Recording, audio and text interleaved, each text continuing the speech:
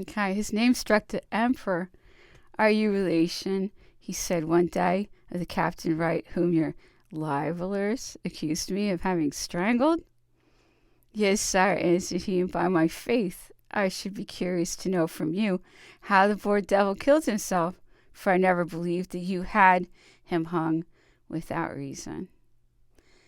Well, I will tell you, answered the emperor. Captain Wright commanded the brig, which during 4 months had been landing on the steep shores of Bavia. The accomplices of George, Custer, Saint Victor, La Hage, and Saint-Hilaire, who had already figured in the plot of the infernal machine. They concealed themselves by day in farms and country houses, forming stations between Paris and the coast.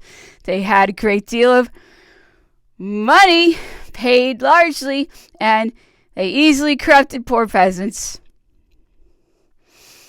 One named Mackay de la Fouche, whom your ministers paid to favor conspiracies, but who had sold himself to my police, gave the first information concerning these disembarkments, and the secret object of the cruise was Captain Wright's brig. I was weary of all those intrigues and resolved to put an end to them. I ordered the records of the police to be brought.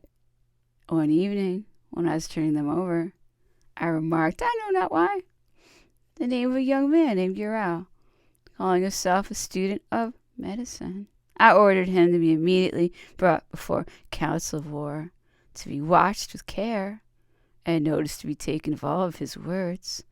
My foresight was just. He confessed everything after his condemnation to death, and in order to gain his pardon, detailed the smallest particulars of the plot.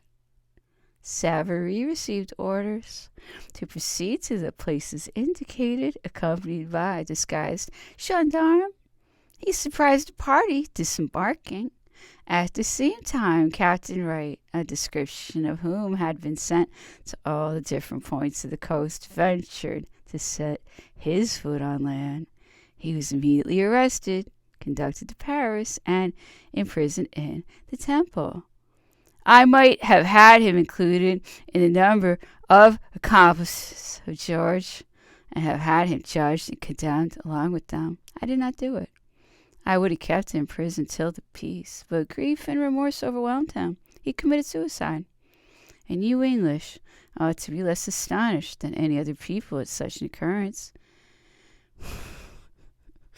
Because amongst you, suicide is almost a national habit.